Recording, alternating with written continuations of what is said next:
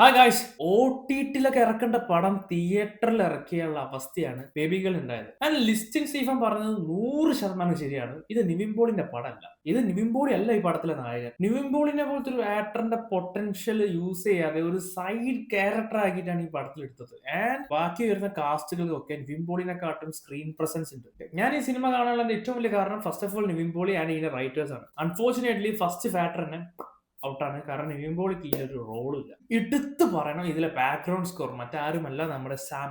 നമ്മുടെ തമിഴ്നാട്ടിൽ നിന്ന് മറ്റേ കൈദിയിലൊക്കെ ബാക്ക്ഗ്രൗണ്ട് സ്കോർ ചെയ്ത പുള്ളി. ഞാൻ ഈ സിനിമയിലെ നായകനായിട്ട് കാണുന്നത് അഭിമന്യു തിലകനെയാണ്.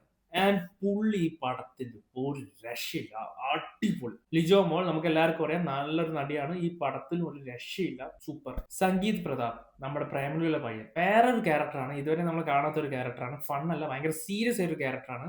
നല്ല അടിപൊളിയായിട്ട് ചെയ്തിട്ടുണ്ട്. എനിക്ക് ഭയങ്കര ഇഷ്ടപ്പെട്ടു. ഓക്കെ, ഇനി നമുക്ക് സിനിമയെ കുറിച്ച് സംസാരിക്കാം. വളരെ ആവറേജ് ആയിട്ടൊരു പടമാണ്. നോർമൽ സ്റ്റോറി, ഭയങ്കര പ്രഡിക്റ്റബിൾ ആയിട്ടുള്ള കഥയാണ്. ആൻഡ് ട്രാഫിക് പോലത്തെ ഒരു സിനിമ ആവും ഞാൻ പ്രതീക്ഷിച്ചു വന്നത്. കാരണം ട്രാഫിക് ഇതും ഒരു ദിവസത്ത് നടന്ന കഥയാണ്. ട്രാഫിക്കും വൺ ഡേ സ്റ്റോറിയാണ്. But unfortunately this movie doesn't meet my expectation.